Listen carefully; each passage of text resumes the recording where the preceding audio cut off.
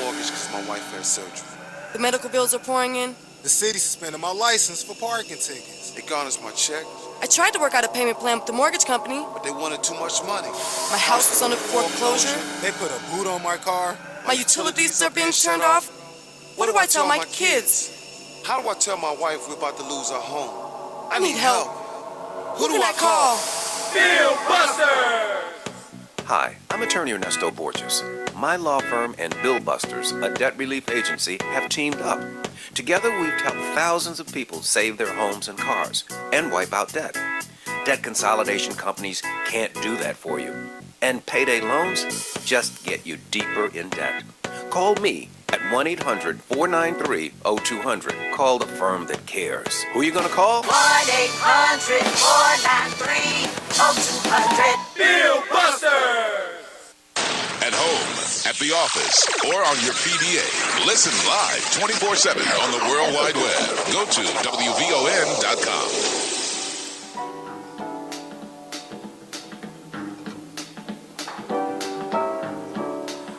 Welcome back, folks. You're listening to the Borges Report right here on WVON, the Talk of Chicago, 1690. We are here every Sunday from 9 to 10 a.m. along with our attorney Borges, along with Don Rashid and Mark Wallace.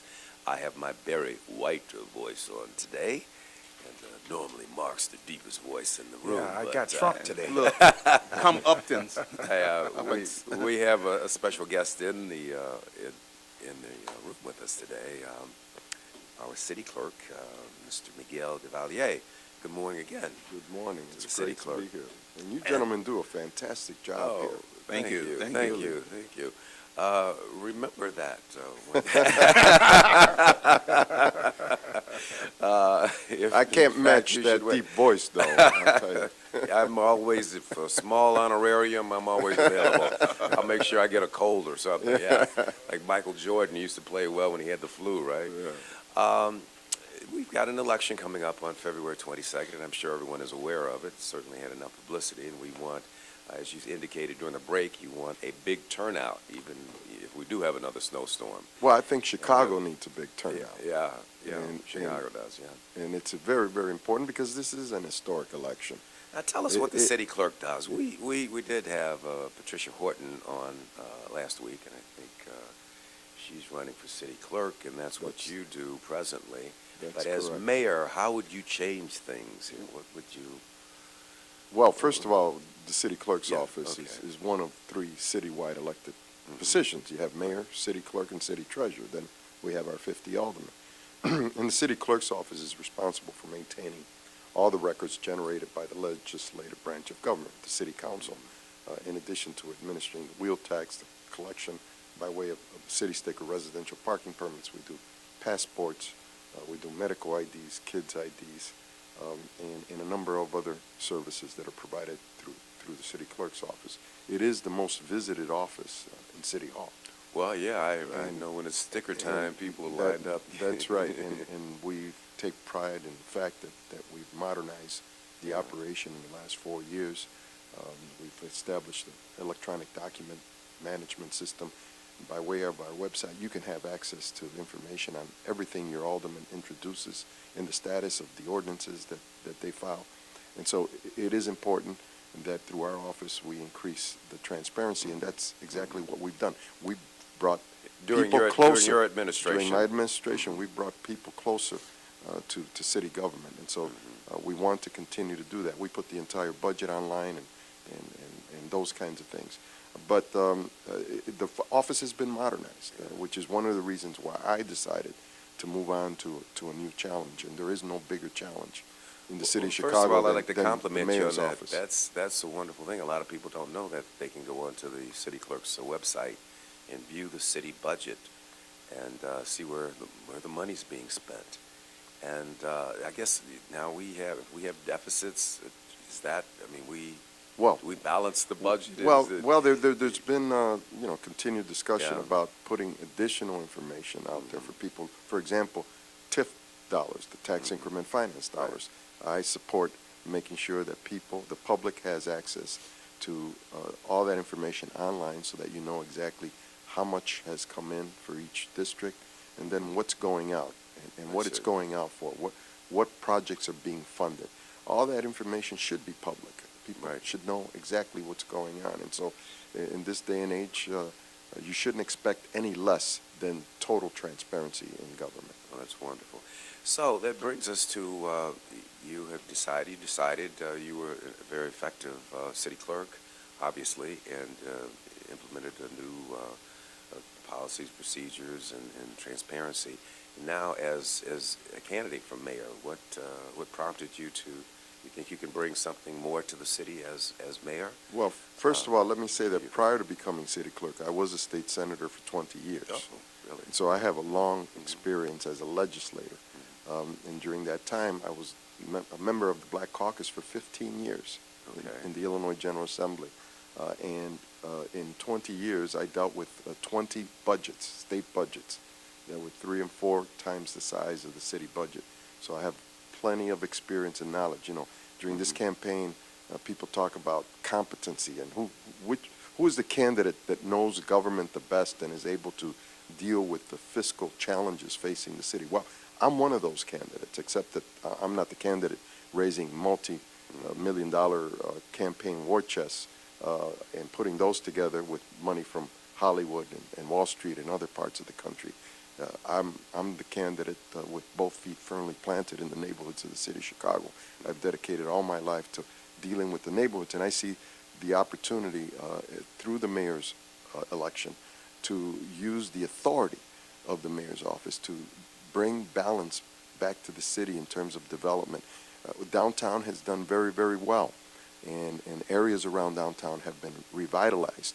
As a matter of fact, many African Americans and Latinos have been displaced from their own neighborhoods as a result of that development. And so we need balance. It's time to revitalize our communities throughout the city of Chicago, on the south side and west side and near northwest side and other parts How of the city. would you do that? I mean, you know, it sounds nice to say you would revitalize, but, you know, practically, what programs would you bring in, or what laws would you support to change that, to make that happen? Well, you can start by using the existing laws the way they were intended. Tax increment finance districts, TIFs, were originally intended to help blighted areas that need economic development. Instead, most of those TIF dollars have gone to downtown to develop the South Loop and other parts of the central business district. And so it's time to use those dollars as originally intended. And that is the way that you create economic activity. You mentioned earlier about the number of black-owned businesses in Cook County. There are huge. There's a huge number. Just last week I met with young black entrepreneurs who have their businesses that are just getting going. But how many of those businesses are able to contract with the city of Chicago? You know, how many of them have the clout? You know, Gary Chico, for example, has made millions of dollars representing people who get business with the city of Chicago. And in return, he's been rewarded, both personally rewarded through his income as well as contributions to his campaign fund. Now, you shouldn't need a lobbyist in the city of Chicago if you have a thriving business as an African-American entrepreneur. You shouldn't need a lobbyist to get you work with the city. There should be an open process, a bidding process that allows you to compete.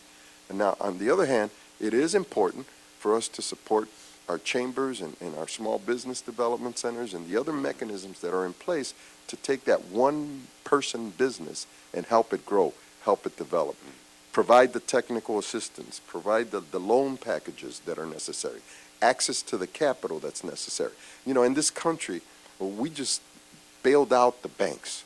And yet today, we talk about banks who don't want to let loose, don't want to make capital dollars available. They're hoarding the money. They're hoarding the money. And we also have banks who have taken over properties. They've initiated foreclosure proceedings, and then they walk away from the property in our neighborhoods, leaving properties to deteriorate. And then, of course, they have to be torn down. And who pays for demolishing those properties? The taxpayers pay. We pay for that. And then we end up with an empty lot in the neighborhoods that continues to be an eyesore. And so we have to deal with our financial institutions in the city. And I think that, yes, financial institutions are part of our free market system, but there is a certain amount of accountability that we have to establish, and we can do that through the legislative process. Right. Well, it sounds like you have some great ideas that you would implement were you to become the mayor. Let's just take a couple of callers just to see if they have any questions for you, because I know people have been holding for about a half an hour here. Hold on. Ladies and gentlemen, we're speaking with our city clerk, Miguel Valle, who is a candidate for mayor of the city of Chicago. Hold on. Tommy, welcome to the Borges Report. Tommy, are you still there? Tommy? Yeah. Yes. Good morning. Good morning, Mr. Borges, and to all the guys, and also to the candidate. With no disrespect whatsoever, I find it very interesting that the candidates who are running for mayor, there are no signs that says vote for them over here on the east side. And I also find it interesting and stuff with no slight against the Alderman Jackson and stuff. Right down on about 85th and Crandon, the side streets are still not shoveled. I mean, where these cul-de-sac speed bumps and all the rest of that stuff is, the streets are still snowed. And Yates, a major thoroughfare, it's one lane in different places, just depending on where you go. So, I just don't understand that when I come down this avenue, the only sign I see up there, I mean, larger than life, on a big, almost 4-story building, is vote for Ron. And so I don't know what's going on in this mayoral race anymore, other than, like I said, in front. It seems like it's representation with no resources. So, bless you. I hope it works out for you and stuff. But all these polls and all the rest of this stuff, I told you from day one that this stuff was all fixed, and that's just the way it is. These Van Pelton walls, there's no signs nowhere that says vote for them. So, bless you guys. All right, thank you. Well, it takes money, right? Absolutely, and he's made my point. Right. Yeah. Rahm Emanuel has $14 million. $14 million coming from people whose interests they want protected. And so this is pay to influence, and our voters have to see that. They have to see that the individuals who contribute millions and millions of dollars to a campaign are the same individuals who expect their interests to be represented in City Hall. And so he indicates that he sees no signs for me. But if he goes to 79th and Exchange, I have a campaign office there at 79th and Exchange. Okay. And so he'll see signs on that block. Right. But the fact of the matter is that from the very beginning, I said that in order to clean up politics, we have to take the money out of politics to the greatest extent possible. And so I said I would not accept a campaign contribution from anyone contracting with the city of Chicago. And that's something that I challenge other candidates to do, and they didn't take me up on it, because it is the right thing to do. We can't have it both ways. We can't say that it's wrong for big business to influence and big contributors to influence, and then turn around and criticize a candidate and not call a candidate viable, because then they decide not to play that game because they want to be beholden only to the voters and not to special interests. And that's what my campaign is. It's beholden to the voters, and that's how I want to win this election. Well, and it's unfortunate because we know what the Supreme Court has done regarding corporations and their ability to... It's free speech. Yeah, free speech, yeah. Has the press been remiss in not holding the other candidates to their feet to the fire on that kind of issue? Oh, absolutely. We've been talking, and Carol Mosley Brown, whom I've known for many years, I've known Carol since 1980, and I served with her when she was in the House in Springfield, and I was in the Senate. And we put together the bill creating local school councils in the city of Chicago. She was a House sponsor, I was a Senate sponsor, so we go back a long ways. And both Carol and I have raised the issue of Rahm Emanuel's role with Freddie Mac.